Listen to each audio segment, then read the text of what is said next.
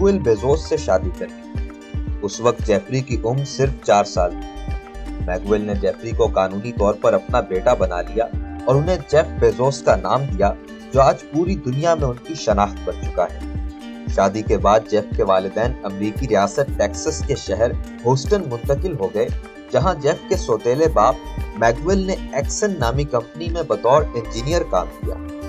यहीं जेफ ने इब्तिदाई तालीम रिवर ऑक्स एलिमेंट्री स्कूल से हासिल की। जेफ बेजोस के नाना Lawrence Preston Gise US atomic energy commission Albuquerque के रीजनल डायरेक्टर थे। मशहूर अमेरिकी गुलकार जॉर्ज स्ट्रेट भी जेफ बेजोस के कजन हैं और उनकी नानी की औलाद में से। जब वो थोड़े बड़े हुए तो उनकी फैमिली रियासत फ्लोरिडा के शहर मियामी मुंतकिल हो गई, जहां उन्होंने मियामी पामेटो हाई स्कूल में दाखिला लिया। हाई स्कूल में तालीम के दौरान जेफ ने मैकडॉनल्ड्स में लाइन कुक के तौर पर मुलाजमत की। जेफ एक इंतहाई ज़हीन और काबिल तालिबे इल्म। हाई स्कूल से उन्होंने बेहतरीन तालिबे इल्म का अवार्ड और नेशनल मेरिट स्कॉलरशिप भी हासिल की। 1986 में जेफ ने प्रिंसटन यूनिवर्सिटी से इलेक्ट्रिकल इंजीनियरिंग और कंप्यूटर साइंस में बैचलर्स की डिग्री आला ग्रेड्स के साथ हासिल की और अपनी ग्रेजुएशन की तकरीर में उन्होंने बताया कि वो खला में इंसानी कॉलोनी बनाने का ख्वाब रखते हैं। ग्रेजुएशन के बाद जेफ को इंटेल, बेल लैब्स और एंडरसन कंसल्टिंग समेत दीगर कई कंपनियों से मुलाजमत की ऑफर्स मिली। जेफ ने पहली मुलाजमत फिटल नामी टेलीकम्युनिकेशंस कंपनी में की, जहां उनकी जिम्मेदारी बैनुल अक़वामी तिजारत का नेटवर्क बनाना थी। इसके बाद जेफ को तरक्की मिली और उन्हें head of development and director of customer services बना दिया गया। 1988 में जेफ बेजोस ने बैंकिंग की दुनिया में कदम रखा।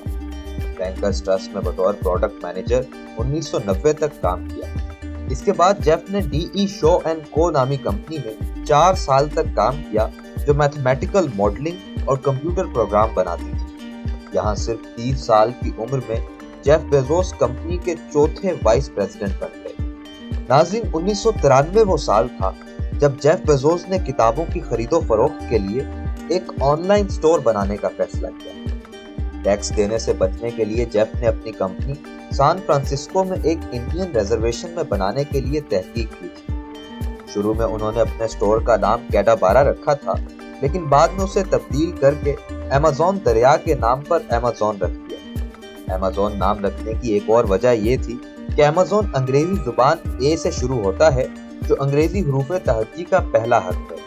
बेजोस ने अपने वालिदैन से $30 लाख लिए और अमेज़न में सरमायाकारी पर लगा दी।